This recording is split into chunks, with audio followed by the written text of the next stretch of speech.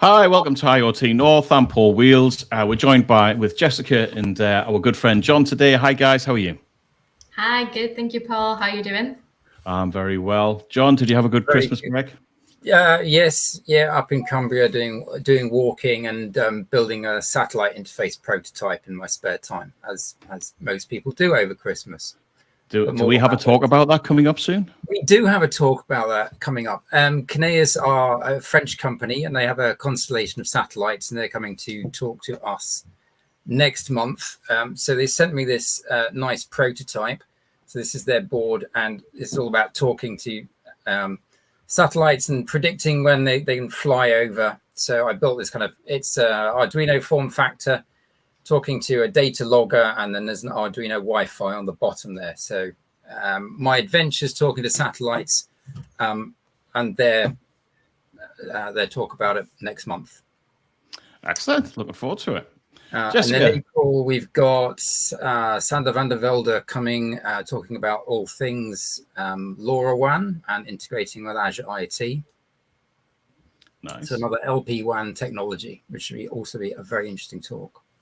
Will be indeed. Yeah, we've definitely got a good lineup. If anybody's interested in talking to IoT North, please do email info@iotnorth.uk, and we'll be in touch and get you on.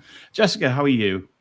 I am good, thank you, Paul. I didn't quite have as an exciting Christmas break because I got COVID, so I was mostly just home in bed. But I can't believe how many people I know that had it over Christmas.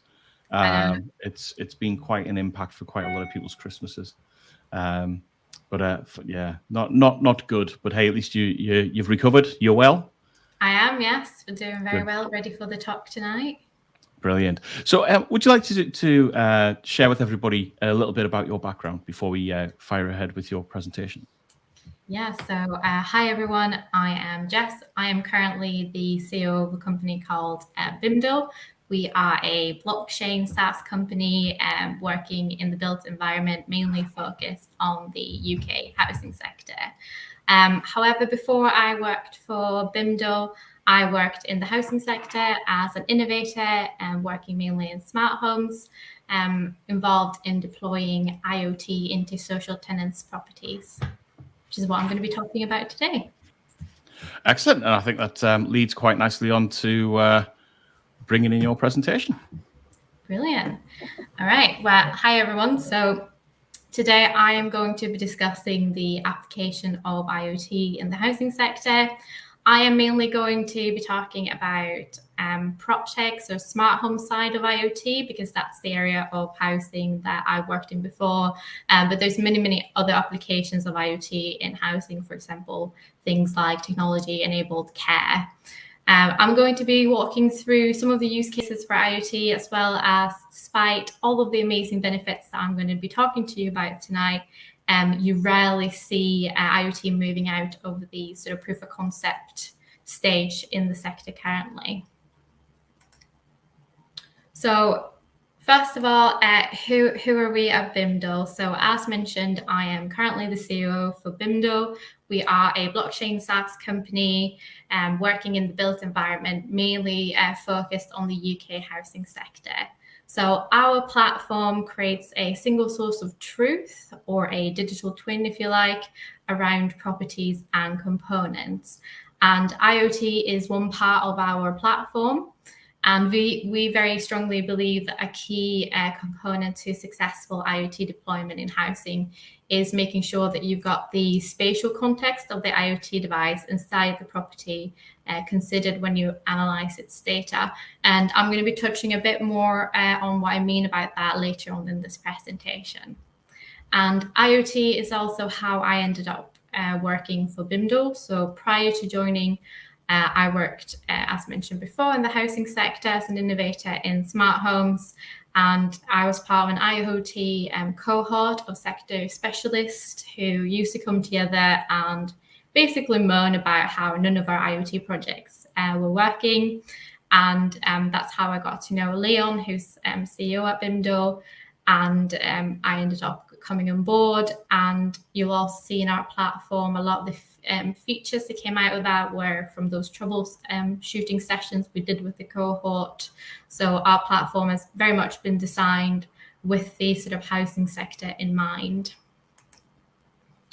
But before I start talking about some IoT use cases for the housing sector, I realized that there might be quite a few people on the session who are not from the housing sector. So I thought it might be useful to give an overview of what's currently happening in the sector. So at the moment, the sector is probably experiencing the most amount of change that it ever has before. We've got a change towards more safer buildings. So we've got the introduction of the Building Safety Bill, which came straight out of the Grenfell inquiry, and it mandates landlords to take greater responsibility around the safety of the properties, and it requires them to make sure that their property data is up to date at all times. There's also been a change towards more sustainable buildings in social housing. So in the UK, there is 4.4 million social properties, but they represent 50% of all housing carbon emissions. So to put that in context, only 15% of UK homes are social property homes. However, that 15% makes up half of all housing carbon emission rates. So unsurprisingly, the government is focusing very heavily on social housing in part of their goal to achieve net zero. And they're putting a lot more demand on landlords, for example, to get their EPC rating, so the energy efficiency of their buildings, up to a level C minimum in the next couple of years.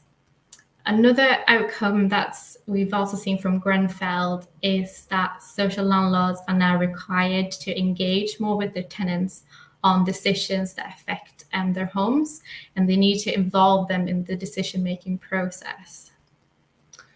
We're also seeing a lot more social tenants going on social media and talking about the state of their homes, and that being picked up more and more by traditional media as well.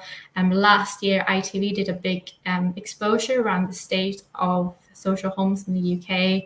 And if you haven't seen it, it's still available to stream on ITV, and I would really urge you all to see it, because it's quite some quite shocking things talked about in that documentary, and then kind of the state of some people's homes here in the UK. So to be able to tackle these issues, the sector needs more innovation.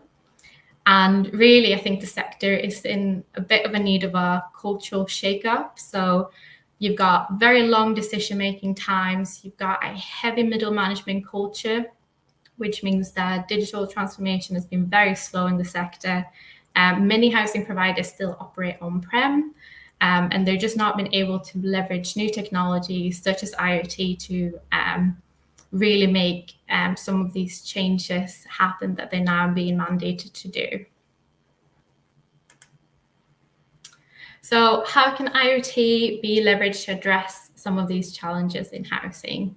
So first off, we've had in the last few years the introduction and sort of increasing availability of low power wide area network technology such as LoRaWAN in the sector. And that's really made IoT at scale possible like never before. And it's made IoT deployments much cheaper and easier to do. So rather than needing to have one gateway per property or even relying on sort of dodgy Wi-Fi, landlords can now deploy devices for whole estates or areas of properties on LoRaWAN. And they sort of say that their gateways can reach around 10 kilometers, but personally having worked on the Things network that Leeds City Council set up, a lot of their gateways are set on high rises here in Leeds, and we've even got pings for signals as far away as 20 kilometers away. So on that, there is a public TTN network here in Leeds set up by Leeds Council that you can deploy LoRaWAN sensors onto for experimenting. Just a disclaimer on that, I don't work for the council. So if that's something you're interested in using or finding out more about, I would urge you to go over to their website or contact someone for the council for more information on their LoRaWAN network.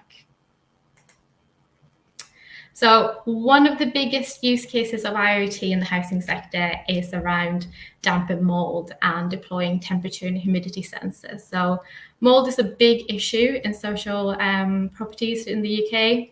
And we also now have tenants being able to make a claim under something called the Fitness for Human Habitation Act, where tenants can make disrepair claims against the landlord if the standard of living in the property is not kept up.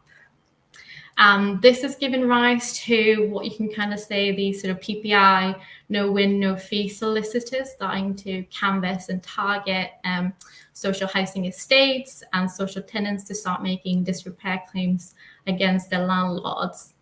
And what we're finding now is this is starting to cost the sector millions of pounds each year. And by implementing temperature and humidity sensors into social homes, landlords can start detecting conditions for condensations. They can do dew point calculations and alert tenants for environment that may be causing damp and mold inside their property and urge them to take action. And that can be something really simple, like opening a window.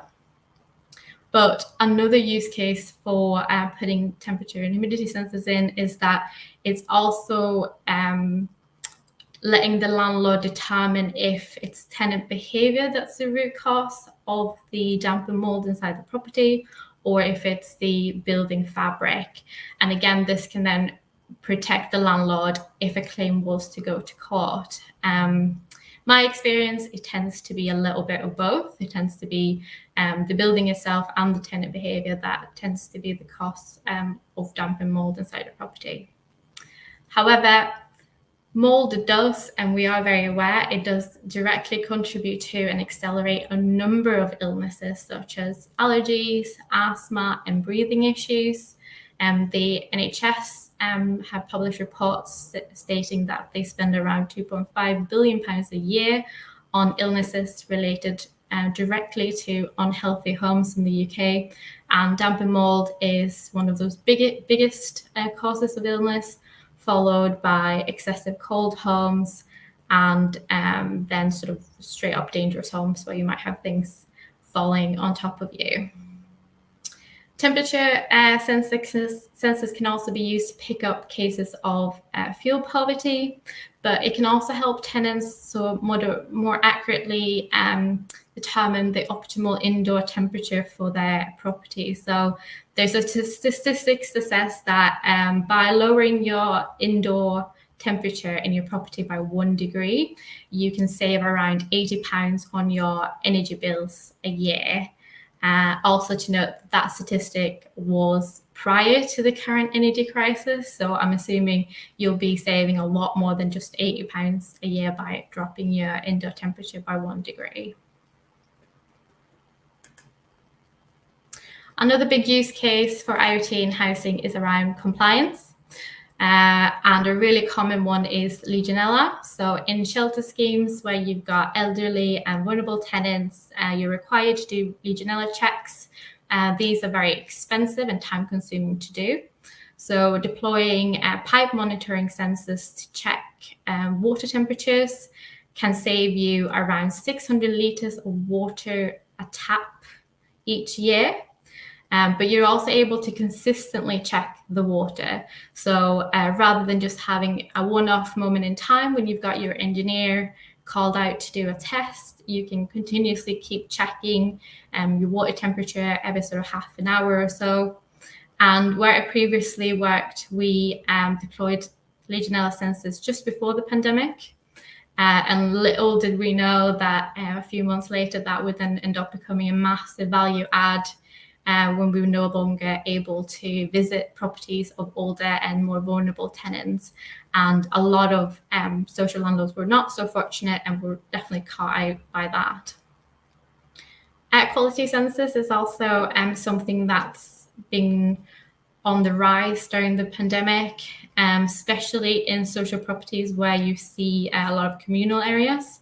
So normally what you tend to say is CO2 likes to keep bad company. So if you've got a communal area that indicates high levels of CO2, it's likely that that air will also be containing a lot of other nasty things like virus and potentially COVID. And again, very easily, you can then send out an alert to someone in the vicinity of that property to say, please open up a window and let air out.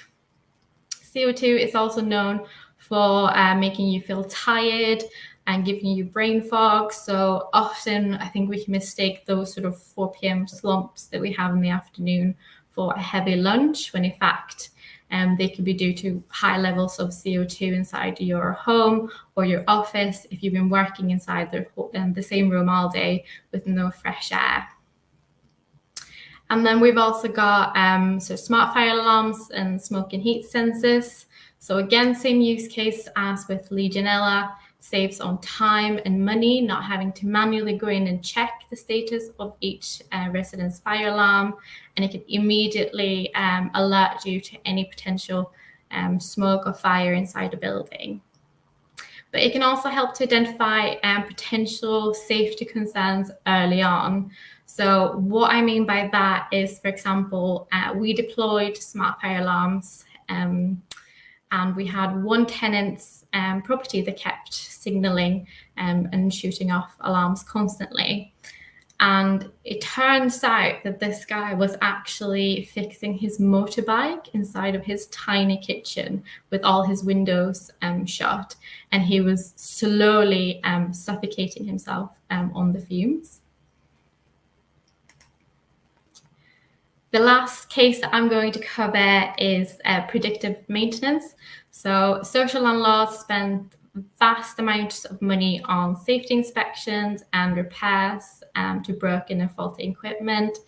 An emergency repair is at least double the cost of a planned repair, and it's also quite likely to leave your tenant pretty pissed off if you can't get the fault repaired pretty quickly. So a great use case for this is boilers. Boilers break all the time. They're really expensive to maintain, and they can also be very critical to a tenant's health and safety, particularly if a boiler breaks down in the middle of winter.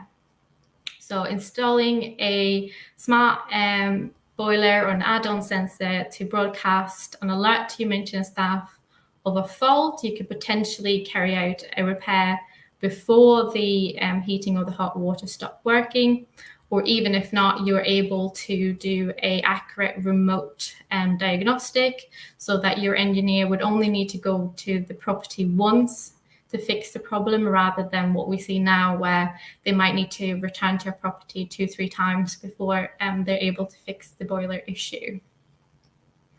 And then we've got the last bit here, which might seem a little bit contentious, but with remote boiler controls, you can also turn off a tenant's hot water remotely.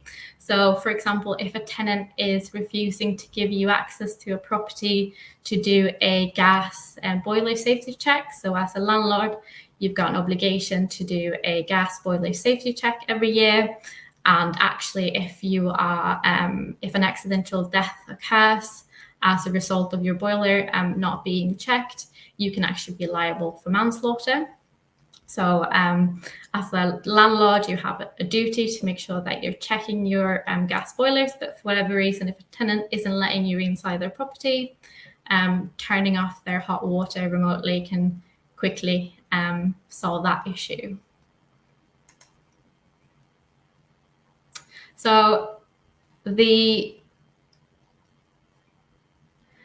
there are many applications of IoT in housing. These are some of the most common examples that I've personally seen or been involved in. However, despite being quite sensible use cases, they rarely tend to make it out of pilot stage or scale further. There are many factors that play into that, which is similar to all sort of tech deployments when it comes to cost, issues with existing infrastructure, or even company culture. But there are some factors that are very unique to housing alone. So I thought I would focus on some of them today. So the first one is that when you're deploying IoT in housing, you are deploying it straight into someone's home.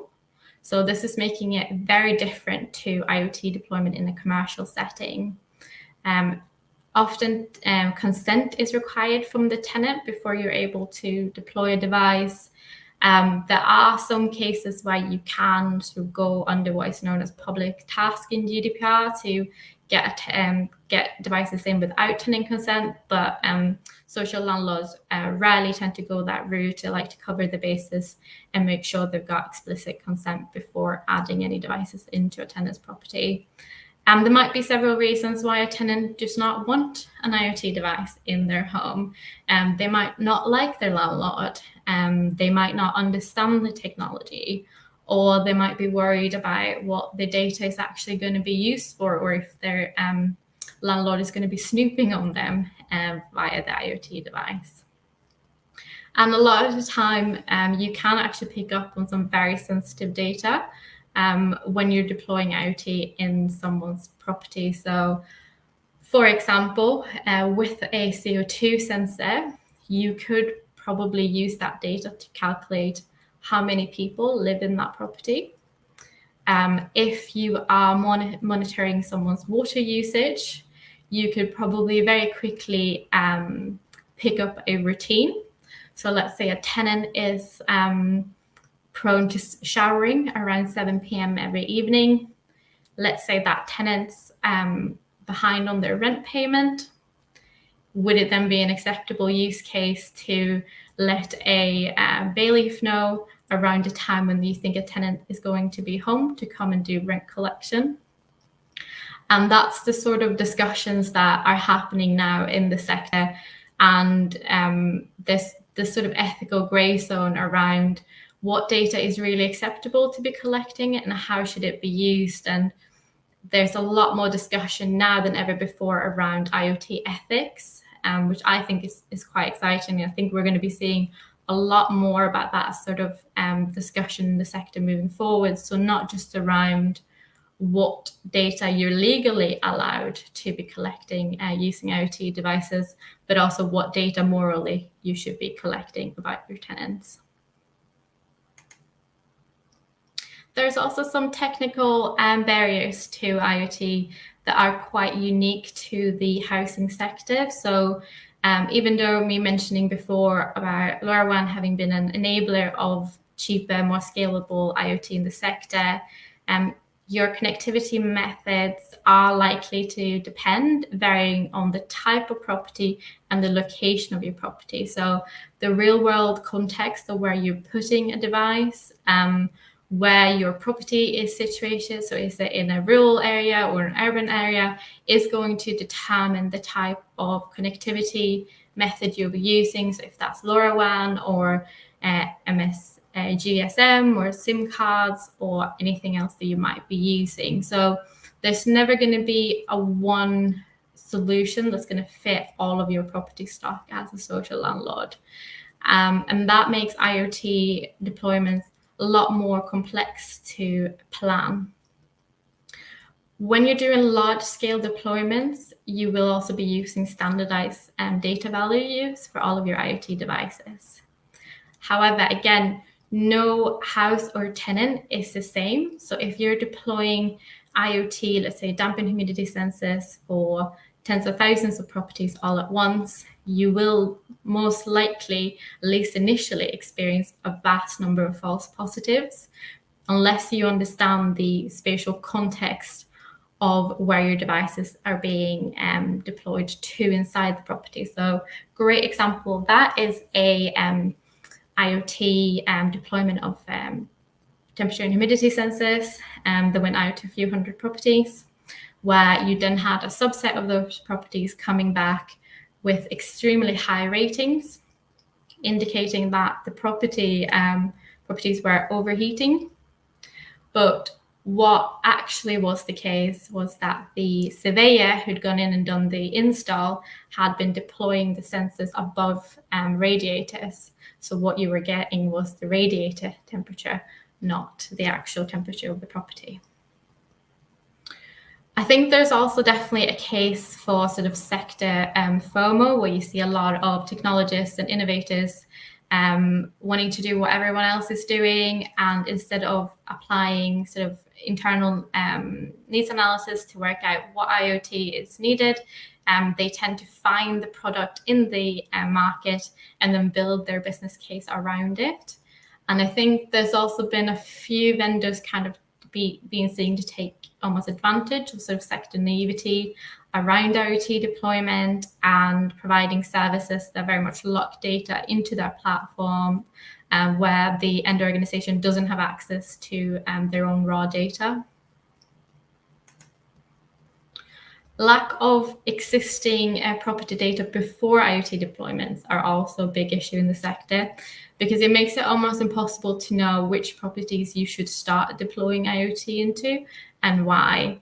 And this has led to quite a scatterground approach to IoT proof of concepts of pilots, which just can't be scaled any further.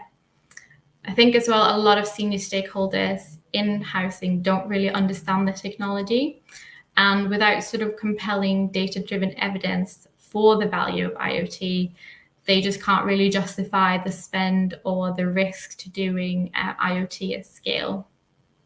Also, the value of IoT assets is in the use of the data sets to inform and decorate and infill your existing organizational data. But what we've often seen in the sector is with vendors who lock data into their platform is just the creation of more data islands. Again, this doesn't make any sense for scaling up. If you're ending up with 5 different platforms for 5 different sensors, and there's no way of combining that data, there's no real value in scaling up those IoT deployments. So what is next then? So where do we need to go with IoT in housing to be able to successfully implement and scale further? So as I've alluded to, we need a move to a more agnostic approach. And I think housing providers need to be putting more demand on existing IoT vendors in the space to be giving them access to their raw data. I think ideally, as an organization, you should always aim to have your own raw data ingested into your data lake environment, and then having a vendor tenant their service on top of your data lake, rather than what we're seeing now, which is very much the other way around. Again, you need to be able to consider the spatial context of where your sensors are inside a property if you're going to be able to accurately understand the data that it's outputting and the information that it's giving you.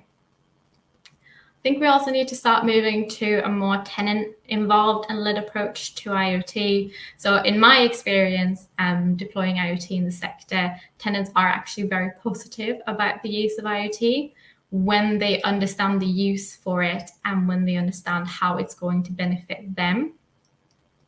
And I think the sector needs to be doing more to start working with tenants as partners in the management of their building and the tenant's home, rather than now where I think there's a bit of a culture of almost seeing them as blockers and then sort of holding them back from innovation. So, and the last part is about better leveraging IoT, the data, to be able to extrapolate the results to your whole property stock. So despite what I've been saying about needing to scale IoT in the sector, which we still need to do because the proof of concepts that we're doing at the moment are just not enough to be able to accurately determine the state of our social homes in the UK. But I don't think it would be sensible to say that we should be putting 5 or 6 IoT devices into every 4.4 million social home in the country, because the amount of plastic and battery waste would completely defeat the point of deploying IoT for reaching some sustainability goals. But I think rather we need to start being smart about how we're deploying IoT, so we can make more accurate prediction around stock of a similar type, similar tenant profile and a similar sort of built environment around that property. And I think here the sector really needs to come together more and work together to pull findings and data together to share results and work more collectively. And that's pretty much everything from me. So I just want to give a little shout out at the end that we are currently hiring. So if you're an IoT engineer and you've got experience with LPWAN, then we'd love to speak to you. So either get in touch with me straight away or go onto our LinkedIn page and the job role should be available there. If you're someone that is deploying IoT to a client and you think they might be interested in using Bimdle as a platform, talk to us. We do sort of agent scheme and referral schemes, so we can have a conversation with you about that. Or if you just want to find out a bit more about what we're doing and who we are, then go on and you can follow us on LinkedIn as well. Yeah, thank you so much for that. Brilliant. Thank you very much, Jess. I'm just bringing John back in here. John, let me unmute you. It's not letting me unmute you. You're going to have to do it yourself, mate. It's fine. There we go. There we go. So, hey, Jess, that was really interesting. We've got quite a few questions popped through. So let's jump into them. Looking to fund social housing initiatives in the future, please let me know any views on the passive house design of mainland Europe and geodesic design for mold prevention. Thanks. Ooh. I don't know. Looking to find. I've only recently heard of passive house. I think it's a way of making your house very airtight and retaining heat very well. Yeah. All right. Interesting. I mean, there's loads of social housing initiatives going on. I mean, the government website is a great resource for anything around social homes and IoT. Loads of funding being done by sort of Innovate UK and stuff as well. So anything like that, it's worth giving that a shout in if you're looking for grants and funding. Awesome. Thanks, Jess. Lee Metters. Hi, Lee. Are there any established smart meter to IoT data sharing or management applications? I haven't heard of any. So Bimdle pulls in smart meter data into a property view as well. So we'll be able to put in both the tenant's IoT data and smart meter into the same view. So if you want to talk to us about that, Lee, then get in touch. I mean, of all these data sharing applications, isn't there some GDPR implications where you're then using the data for a purpose that wasn't intended? So you need to get the tenant's permission to do that. So for smart meter data, you need a tenant's permission to get that data, and you can then get, yes, I've just seen Energy Sprung. Energy Sprung is a great initiative that Jane's just posted there. It's quite expensive though. I think it's about 40K a property to do the wrap, I think, currently, but there are some experimental stuff being done on that. So sorry, I just seen that, Jane. Yes, John, so you do need smart meter data, you need the tenant's consent. In our platform, tenants can come in and give consent straight away. And once they've done that, we can then feed in smart meter data, and we can get 13 months historic data as well. Great. A little bit more info from Jane. Thanks, Jane. On Asset Publishing Services gov.uk. Thank you very much. We had another question from Lee as well. I'm an ex-energy sector working in industrial IoT for manufacturers.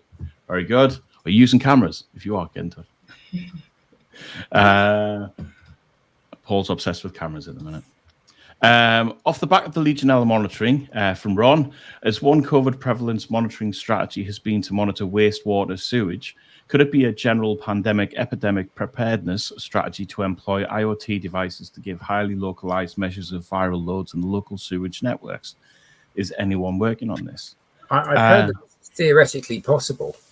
I don't know anyone who's industrialized it in terms of like tagging sewers all over the shop to try and predict COVID in a particular region. Yeah, it's a question I should ask our friends at Northumbria Water, who we've done some shows with in the past. They're definitely looking for, if they haven't got it, I'm sure they'd be interested in it. If Ron, if you've got any ideas, or if you've got something there, they're really keen for people to get in touch with them and with any innovative IoT things. They'll give them a try. Maybe something Yorkshire Water also needs to look into. Yeah. They've had quite a few sewage incidents lately, haven't they? I was going to say something wrong. Do you have a good ROI examples for deployments for landlords? That's from Andy Bush. So depends on what deployments you're talking about for IoT. Smart boilers is particularly a big ROI return on investment, where you can easily calculate your spend on your engineers going out. You can have a look at how many miles they're traveling to get to a tenant's house, and how many return journeys they tend to do. Have a look at planned maintenance versus emergency rate maintenance spend, and you can quickly get a sense for your own organization what the ROI on that could be. Can't give a general one though, because it's so based on each landlord in terms of where you're situated, how far away you are from your tenants, if you use contractors, or if you've got in-house engineering staff. But that's probably the biggest use case where you can see sort of instant value quite quickly. Brilliant, thanks. Another one from Andy. I can't quite work out the connection between blockchain and IoT in social housing. Okay, so IoT, well, blockchain is an infrastructure like any other. It just tends to be extremely secure. It's allowing you to create a single source of truth around your property. So on a blockchain ledger, you can only ever have one version of a thing.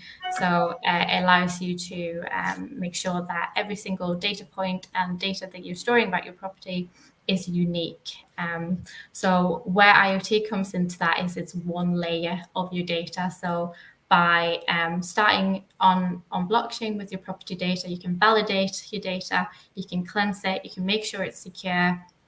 You can then start infilling data that's missing from other sources that can be your tenants. So one principle of blockchain is the crowdsourcing principle that we adopt BIMDO as well. So tenants also have the ability to go into a blockchain ledger, claim the property that they live in, and start adding data and information about the property, just as a landlord would. So it's a collaboration piece where everyone can help source the data around the property.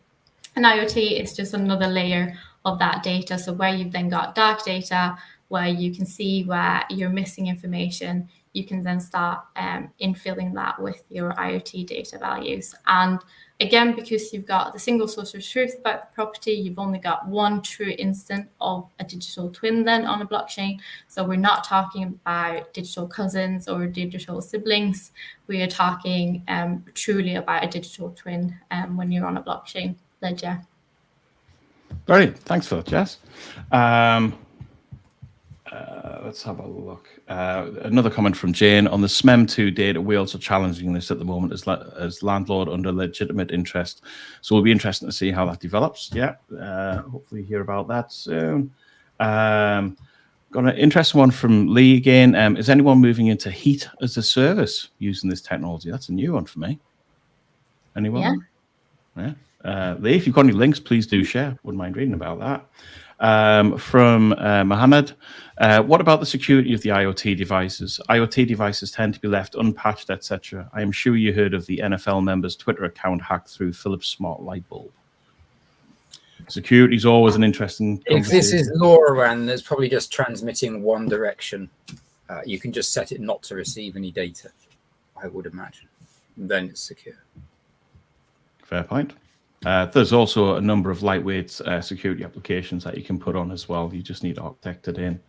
And Ron, lots of pushback on B2C and NFTs from a sustainability perspective. Do you think this critique is flawed and doesn't apply to Bimble's application of blockchains? So Bimdo's a private blockchain, not a public blockchain. So they're different things. So on a enterprise grade private blockchain, you don't have as many nodes as you would on a public one where you're talking about crypto, etc. So it's not the same CPU usage on a private blockchain. So you've not got the same sort of sustainability considerations. Brilliant. We do have a challenging question from Mr. Bush. Isn't blockchain overkill for this type of application and data? No, why would you not want a single source of truth around your properties and assets that you own and manage? Very good. And that's quite funny. I've got messages coming quicker through on LinkedIn here than what I do on the system here. Lee Metters Switchy are involved in the HERES project in the Northwest and also ESO project in Oxford. Thanks, Jane. You're keeping us well and truly true. Yeah, I feel like Jane needs to come and do a talk. I know, so do I. Yeah. Sorry, do you know what? I was meant to show this at the beginning, but I'll show it now. My opinions are my own opinions and not those of my employer, Intel. So that's that done, and I've protected myself legally for anything. Hey, Jess, that was brilliant. Really appreciate it. John, as always, thanks for helping, organising and supporting. What have we got next week, John? Next month even? Well, should your IoT device be out of range or not be connected to the nearest telephone mast, you might want to think about using some satellite technology. So Kineis are going to talk about some of the applications that they do, or the satellite transmitters, their constellation, how they're going to launch 25 new satellites this year to increase the size of that constellation. So typical use cases are telemetry from yachts or highlands of some remote region when you're out of contact and need to get some messages back to base. So very interesting talk. And what date and time's that on, John? Oh, now you're asking me. First of March at 6 p.m. We're back to the first Tuesdays of every month. This month was just a little bit of one because John had a priority for another meetup last week, I believe. I did, yeah. Sorry. It's all right. You were organising, so you had the power to change the dates. So it's all good. Jane just popped up there and said, happy to do a session. Please do get in touch, info@iotnorth.uk, or contact me directly through LinkedIn. Would be great to have a chat with you, Jane. Jess, thanks very much for that. It was an absolute pleasure meeting you and have you talk. And look forward to catching up with you again soon. Thanks now, and good night. Thank you. Bye.